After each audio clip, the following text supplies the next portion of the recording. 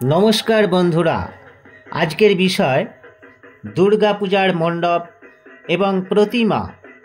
অনেকেই দাবি করছেন 2024-এ এই মণ্ডপ ভারতের সেরা দুর্গা মণ্ডপ এবং সেরা প্রতিমা। কল্যাণী, ITI মোড়, নদিয়া।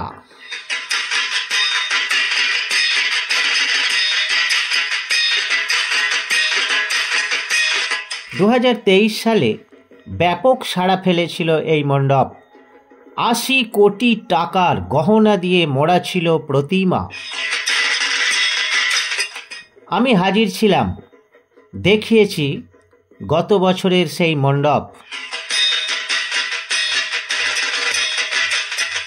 2024 সালেও পূজার সময় হাজির থাকব এই মণ্ডপে। আপনাদের সরাসরি মণ্ডপ এবং প্রতিমা দর্শন করাবো। এবারের থিম রয়েছে ব্যাংককের অরুণ মন্দির।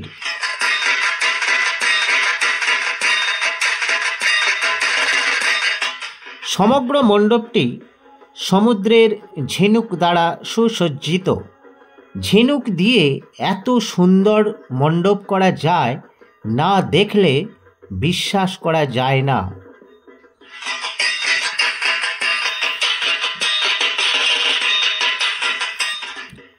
দুর্গাপূজার বেশি দেরি নাই, সামনেই মহালয়া। সম্ভবত মহালয়ার দিন উদ্বোধন হতে চলেছে এই মণ্ডপ। মণ্ডপের কাজ প্রায় 90% সমাপ্ত। প্রতিমা মণ্ডপে চলে এসেছে। প্রতিমার আগমন দৃশ্য এই ভিডিওতে দেখাবো।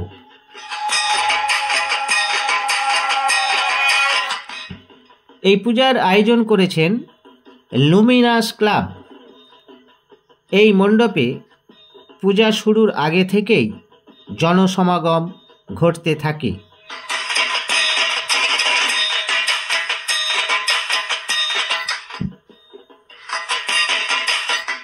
পূজা তো এখনও বেশ কয়েকদিন দেরি রয়েছে, তার আগে থেকেই ইউটিউবে এই মণ্ডপ নিয়ে প্রচুর ভিডিও পোস্ট হয়ে গেছে।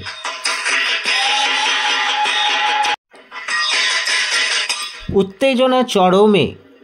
যাঁদের পক্ষে এই মণ্ডপে আসা সম্ভব অবশ্যই আসবেন। নিজে চোখে দেখার অনুভূতিটাই আলাদা। তবে ভিড় তো হবেই, কষ্ট করে দেখতে হবে। স্বেচ্ছাসেবক এবং প্রশাসন ব্যবস্থা তৎপর থাকবে, এ বিষয়ে কোনো সন্দেহ নাই। নির্বিঘ্নে প্রতিমা দর্শনের সুবন্দোবস্ত করবে লুমিনাস ক্লাব।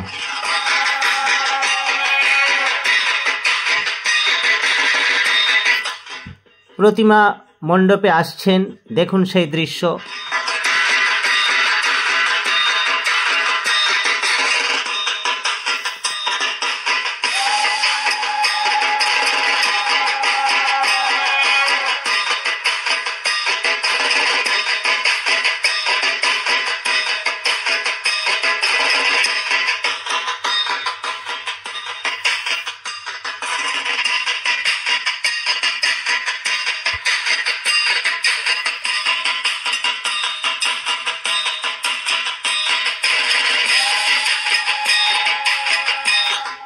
এখন প্রতিমার মুখ পলিথিন দিয়ে ঢাকা আছে।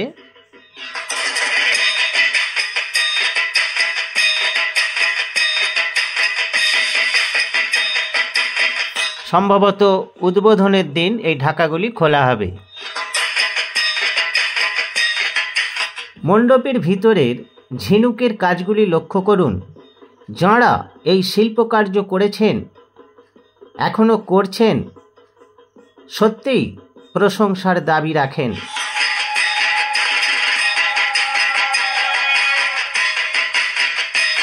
দীর্ঘ সময় ধরে ধৈর্য সহকারে শিল্পকার্য ফুটিয়ে তোলার চেষ্টা করছেন।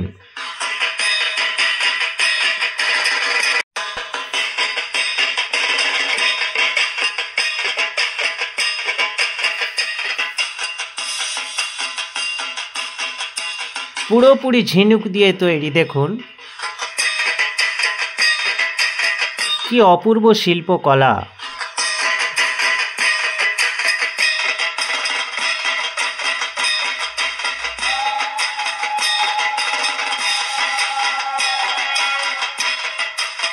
মণ্ডপের ভিতরে যে শিল্পকার্যগুলি দেখছেন এগুলি সবই সমুদ্রের ঝিনুক দিয়ে তৈরি করা।